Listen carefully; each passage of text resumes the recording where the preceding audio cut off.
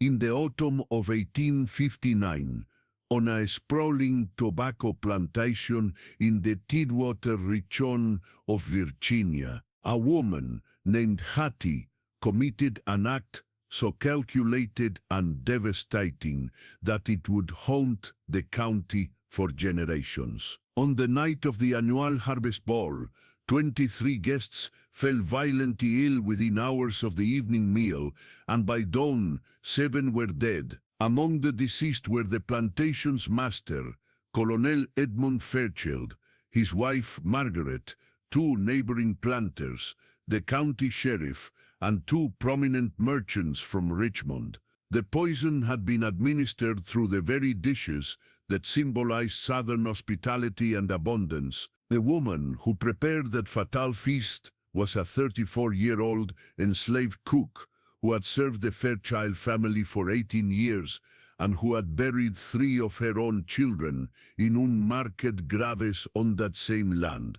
You are watching Shadows of the South, where we unearth the most disturbing and forgotten stories of the slave-holding South, stories that reveal the terribly human cost of a system built on the ownership of human souls. The Fairchild plantation, known as Belmont House, encompassed nearly 1,500 acres of prime tobacco fields along the James River.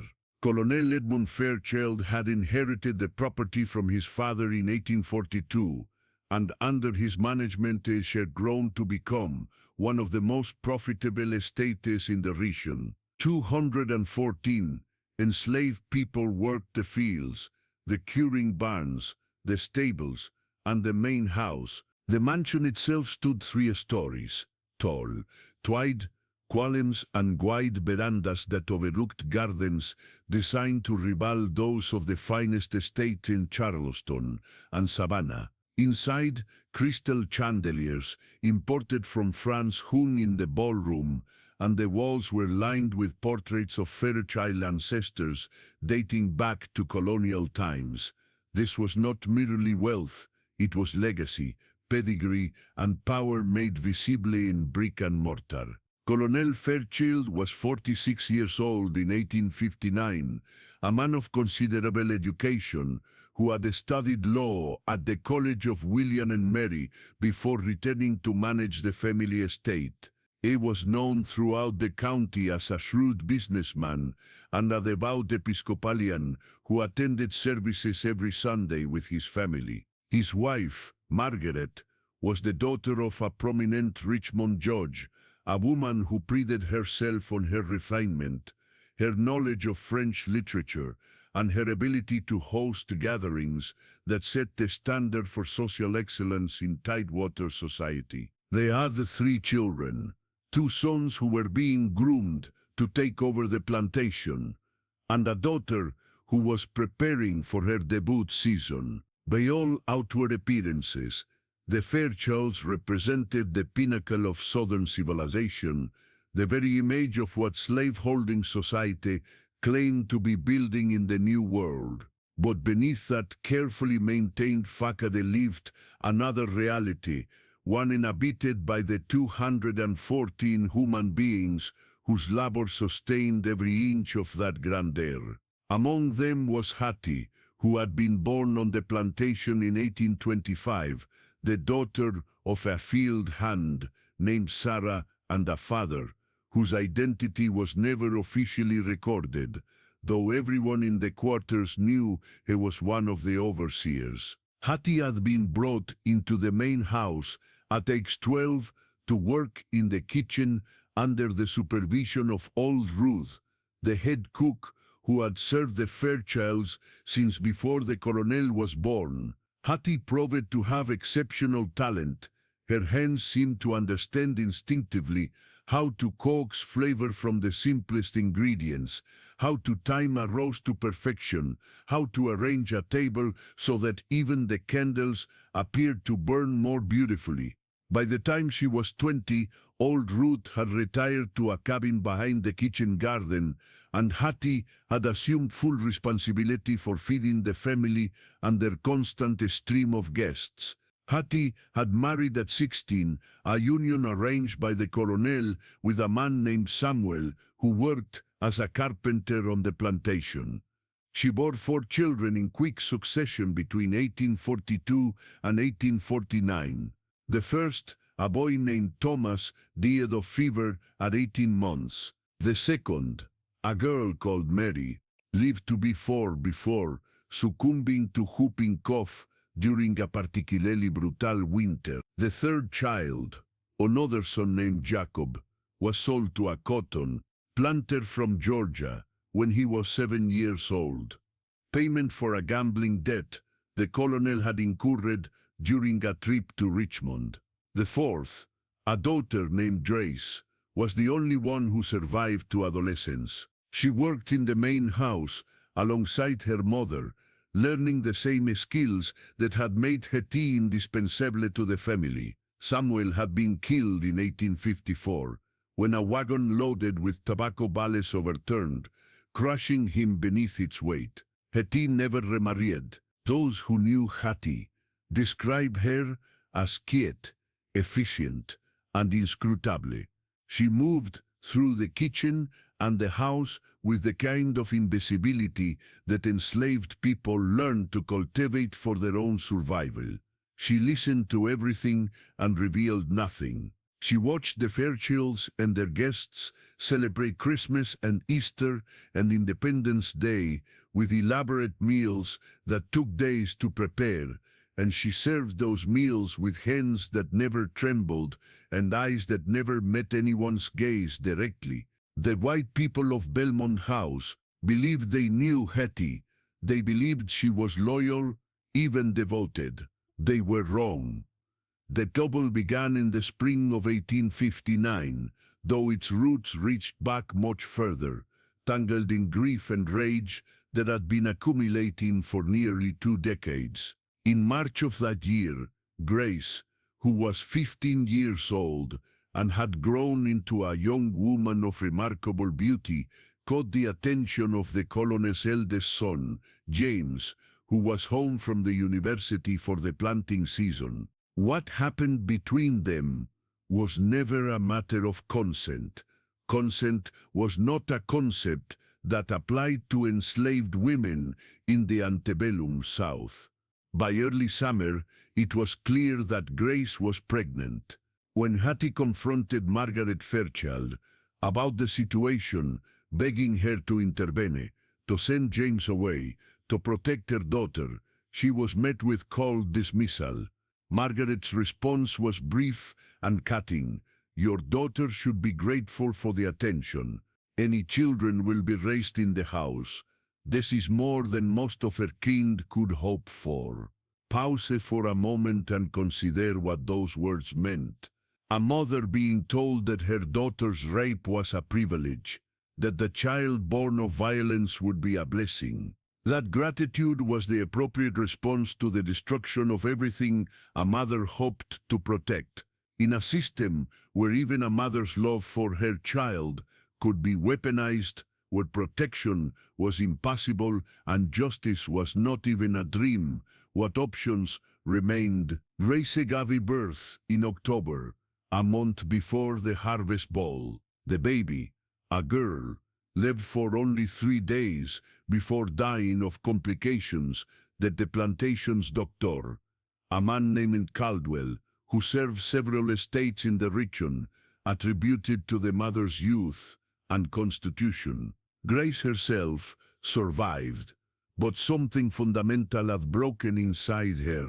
She stopped speaking almost entirely, moving through her duties like a ghost, her eyes fixed on some distant point that no one else could see. Hattie watched her daughter disappear into that terrible silence, and something inside her made a decision that had been forming for years, perhaps for her entire life. The Harvest Ball was an annual tradition at Belmont House, held on the first Saturday of November to celebrate the completion of the tobacco harvest and to demonstrate the Fairchilds' continued prominence in county society. Invitations were extended to all the leading families within a 30-mile radius, and attendance was considered both an honor and a social necessity. The menu for the evening was always elaborate, a display of culinary skill designed to impress guests who had been raised on the finest food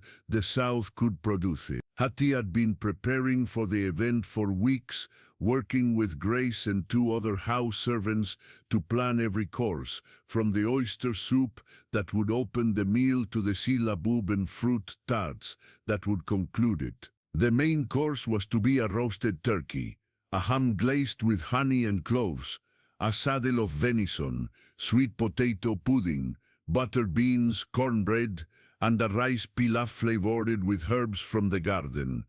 Hattie had prepared all of these dishes countless times over the years. She knew exactly how each ingredient should taste, exactly how each dish should be presented. She also knew that the Fairchilds trusted her completely, that Margaret never questioned anything that came from her kitchen, that the colonel considered her one of the most valuable assets of the estate. That trust, built over 18 years of perfect service, was about to become a weapon. In the days leading up to the ball, Hattie gathered her materials with the same careful attention she gave to everything she did. She had learned about plants and their properties from old Ruth, who had learned from her own mother, knowledge passed down through generations of women who understood that in a world where they were denied all other forms of power, knowledge of what grew in the woods and gardens could be a kind of salvation or a kind of vengeance. Hattie knew which roots could ease pain and which could cause it. She knew which berries could cure a fever and which could stop a heart. She knew about oleander, which grew in ornamental profusion around the main house, beautiful and deadly. She knew about the seeds of the castor plant, which could be processed into an oil that was sometimes used medicinally, but which, in sufficient concentration, could kill efficiently and painfully. She knew about monkshood, which grew wild in the damp areas near the river, its blue flowers lovely and innocent-looking. She gathered what she needed slowly, carefully, taking nothing in quantities that would be noticed, preparing her extracts in the small cabin she shared with Grace, working late at night by candlelight while her daughter slept or stared at the ceiling in that terrible silence that had consumed her. Hattie crushed and boiled and strained, following recipes that were not written in any book, but were inscribed in memory and transmitted through whispered conversations between women who had no other form of resistance available to them. By the morning of the ball, she had what she needed. A mixture potent enough to kill but subtle enough in flavor that it could be masked by the rich gravies and spices that characterize Southern cuisine. If you find these stories as compelling and necessary as we do, please subscribe to Shadows of the South. There are so many more tales that need to be told, stories that reveal the true nature of the system that shaped this nation, stories that should never be forgotten. On the afternoon of November 5th, 1859, Hattie moved through the kitchen with her usual quiet efficiency, preparing the dishes that would be served that evening. The other servants noticed nothing unusual about her demeanor. Grace worked beside her, still silent, still absent in some fundamental way. Hattie prepared the glazes and gravies that would accompany the meats, stirring in the extract she had prepared, measuring it carefully to ensure that every dish contained enough to be effective, but not so much that the taste would be immediately obvious. She knew that wealthy white people prided themselves on their refined palates, but she also knew that in the context of a feast, with wine flowing freely and conversation dominating attention, subtle alterations in flavor would likely go unnoticed until it was too late. The ball began at 7 o'clock. Guests arrived in carriages, the women in silk gowns and the men in formal evening wear, all of them laughing and greeting one another with the easy confidence of people who had never questioned their place in the world. They gathered in the ballroom, where a small orchestra played minuets and waltzes, and they drank champagne and discussed tobacco prices, politics in Richmond, and the growing tensions with the North. At 8:30, dinner was announced, and the guests moved into the dining room, where the table had been set with the Fairchild's finest china and silver, every surface gleaming under the light of dozens of candles. Hattie and the other servants brought out the courses one by one, moving around the table with practiced grace, filling glasses, offering second helpings, removing empty plates. The guests exclaimed over the food, complimenting Margaret on the quality of her cook, praising each dish as it appeared. Colonel Fairchild proposed a toast to the successful harvest, and everyone raised their glasses and drank. No one noticed Hattie watching from the doorway to the kitchen, her face as impassive as ever, her hands folded in front of her apron. The first guest fell ill around 10 o'clock, while the desserts were being served. It was one of the neighboring planters, a man named Sortan, who suddenly stood from his chair, his face pale and sweating, and announced that he needed fresh air. His wife followed him out to the veranda, concerned but not yet alarmed.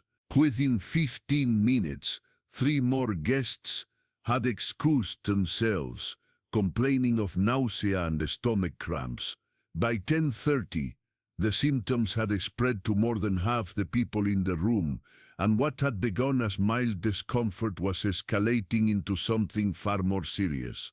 People were vomiting violently, their bodies convulsing with cramps, their skin taking on a grayish pallor. Caldwell, who had been among the guests, immediately recognized that something was catastrophically wrong, but in the chaos and confusion of the moment, he could not determine what had caused the sudden illness. Consider the scene for a moment. A ballroom full of the county's most prominent citizens, people who had spent the evening celebrating their wealth and status, now reduced to writhing, retching, terrified invalids. The crystal chandeliers still gleaming overhead, the orchestra's instruments abandoned in mid-song, the carefully arranged flowers wilting slightly in their vases, while all around them the social order they took for granted was collapsing into chaos and agony. Colonel Fairchild died first, around midnight, his body giving out,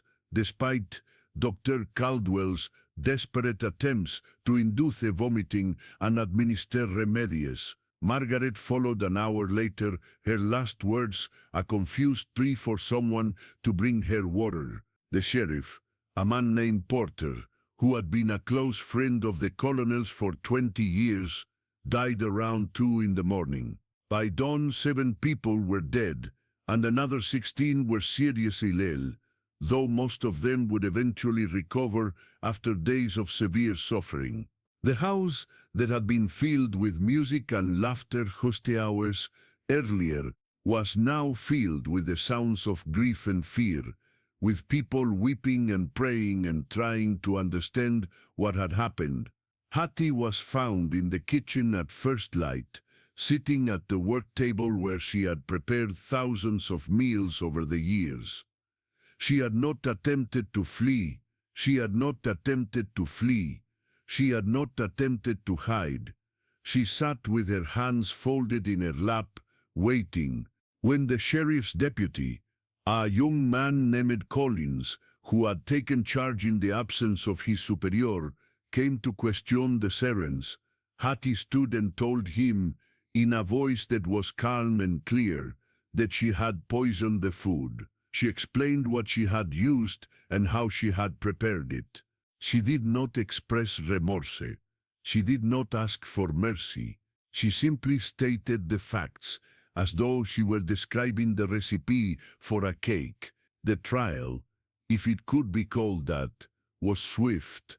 In the slave-holding South, the murder of white people by an enslaved person was not a matter that required extensive legal proceedings.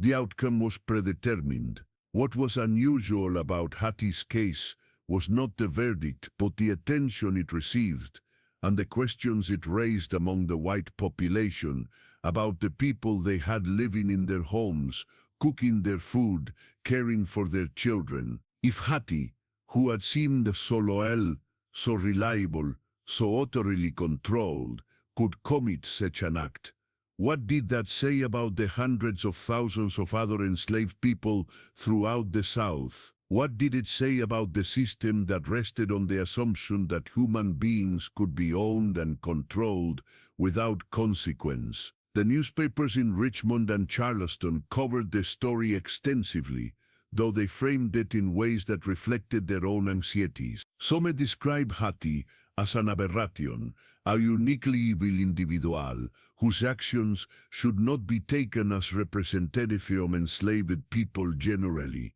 Others use the case as evidence that enslaved people were inherently dangerous and required even stricter control and surveillance. None of the newspaper accounts mention Grace, or the 3 children Hattie had buried, or the son who had been sold away, or the husband crushed beneath a wagon, or the 18 years of perfect service that had preceded the night of the harvest ball. None of them asked what might drive a mother to such an act, or what it meant that the system gave her no other recourse, no possibility of protection, or justice, or even acknowledgement of her suffering. Hattie was executed on December 3, 1859, hanged in the county courthouse square, before a crowd of several hundred people who had come to witness the spectacle. She made no final statement. She did not pray or weep or ask for forgiveness. She walked to the gallows with the same quiet dignity she had carried through her entire life, and she died without giving the crowd the satisfaction of her fear or her regret. Her body was buried in an unmarked grave on the grounds of the county poor farm, a place reserved for criminals and paupers, people who were considered unworthy of remembrance. Grace survived her mother by only 2 months. In February of 1860, she walked into the James River on a cold morning and did not come back out. Her body was found 3 days later, caught in the branches of a fallen tree, several miles downstream. She was buried in the slave cemetery at Belmont House, in a plot near the 3 small graves that marked the resting places of her siblings. The Fairchild plantation never recovered from the night of the harvest ball. The colonel's sons inherited the property, but neither of them had their father's aptitude for management, and neither wanted to remain in a place so thoroughly marked by tragedy and scandal. They sold Belmont House in 1862, just as the Civil War was beginning to tear the region apart, and the buyer got it for a fraction of its former value. The enslaved people who had worked the land were sold as well, dispersed to other plantations throughout Virginia and the deeper South, their community fractured, their stories scattered. The mansion itself fell into disrepair during the war years, and by 1865 it was being used as a temporary hospital for Confederate wounded. After the war, it changed hands several times, eventually being converted into a school, then a county office building, and finally demolished in 1923 to make room for a textile factory. Today, there is nothing left of Belmont House, except a historical marker on a county road that mentions the plantation's role in Virginia's tobacco economy, but says nothing about what happened there in November of 1859. There is no marker for Hattie, no memorial to the woman who killed 7 people and herself rather than continue living in a world that had taken everything from her and expected her gratitude. There is no marker for Grace, or for Thomas, or Mary, or Jacob, or for the 3-day-old baby girl who never received a name. There are no markers for the hundreds of thousands of other enslaved people who lived and died on plantations throughout the South, who endured unspeakable suffering, and whose stories were deliberately erased from the historical record by people who wanted to remember only the grandeur and not the horror on which it was built. When we tell stories like Hattie's, we are often accused of dwelling on the negative, of focusing on the worst aspects of Southern history rather than celebrating its achievements and virtues. But the truth is that there is no separating the grandeur from the horror, no way to understand the crystal chandeliers and the French wallpaper and the elaborate social rituals without also understanding the 214 human beings whose forced labor paid for it all. The tobacco that made the Fairchills wealthy was planted, tended, harvested, and cured by people who received no wages, who could not refuse the work, who had no legal recourse if they were beaten or raped or separated from their families, who could be sold at any moment to pay off a gambling debt or finance a son's education. The food that graced the table at the harvest bowl was prepared by a woman who had watched 3 of her children die and a 4th sold away, who had been powerless to protect her daughter from rape, who had been told that her anguish was irrelevant and her daughter's suffering was a privilege. Reflect on this truth. Slavery was not an unfortunate side effect of Southern prosperity. It was the foundation. It was the economic system, the social structure, the legal framework, and the moral logic that justified every other aspect of life in the antebellum South.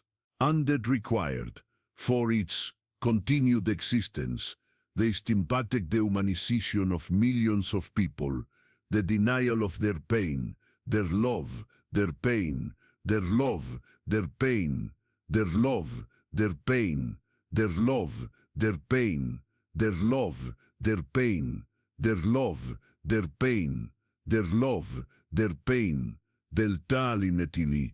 It required white Southerners to convince themselves that the people they owned were not fully human, that they did not feel grief as deeply, that they did not love their children as fiercely, that their suffering was somehow less significant than the suffering of white people.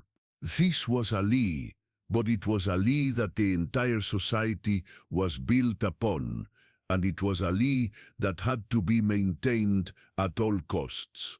Hattie's act of poisoning was by any moral standard murder. It was the deliberate taking of human lives, including lives of people who may have been personally kind to her, who may have been personally kind to her, who may have never struck her or insulted her, who may have believed themselves to be benevolent masters. But to understand Hattie's act only as murder is to miss the larger truth about what slavery did to everyone it touched. It made violence the fundamental language of human relationships. It made mercy impossible because mercy implies the power to grant or withhold. It aid and enslaved people had no such power.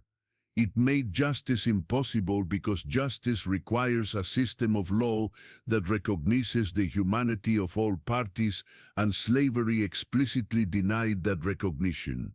What Hattie did was monstrous, but it was a monstrousness produced by the institution that had defined every moment of her existence from birth to death. The story of Hattie and the Harvest Bowl is not exceptional in the sense of being unique. Similar acts of resistance and revenge occurred throughout the history of slavery in the Americas, though most were never documented or were deliberately suppressed in historical records. What makes Hattie's story worth remembering is precisely that it was not unique, that it reveals a pattern of violence and counter-violence that was inherent to the system itself.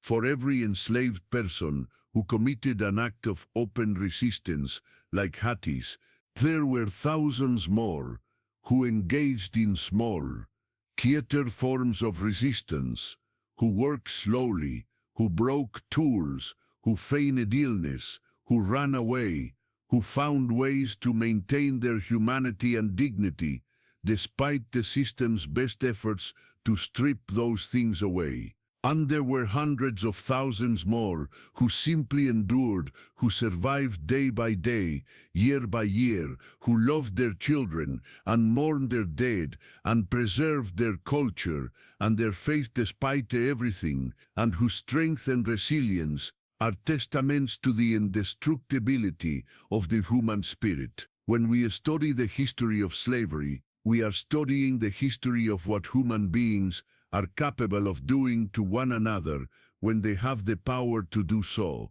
and what those who are subjected to such treatment are capable of enduring, and sometimes what they are capable of doing in response. These are not comfortable truths.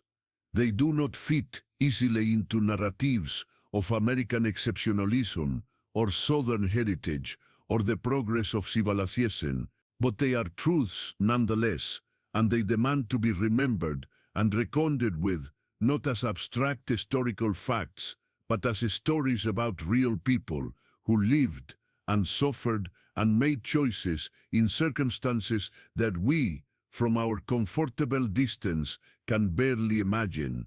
The night of the Harvest Ball in 1859 was a night when the mask of gentility slipped, when the violence that undergirded every aspect of plantation society became visible in a way that could not be ignored or explained away. For a few hours, the white people of Tidwater, Virginia, experienced a fraction of the terror and helplessness that enslaved people lived with every day of their lives. They learned, in the most visceral way possible, that the people they thought they controlled were human beings with agency and will and the capacity for rage. And that knowledge terrified them, because it meant that the entire social order was more fragile than they had ever allowed themselves to believe. These stories reveal the true price of power built on the suffering of others, and the silence that generations of Southerners chose to maintain about the realities of slavery. They reveal that the gentile civilization the antebellum South claimed to represent was a fiction sustained by violence and the willful blindness of people who benefited from that violence and who did not want to acknowledge what they were complicit in. They reveal that when we speak of American history, we must speak not only of the ideals proclaimed in the Declaration of Independence, but also of the brutal realities that contradicted those ideals for millions of people, and the long shadow that those realities continue to cast on our society today. We invite you to reflect on these truths, to sit with the discomfort they produce, and to consider what it means to inherit a history so marked by both extraordinary achievement and extraordinary cruelty, and what our responsibilities are to those who suffered and to the truth itself.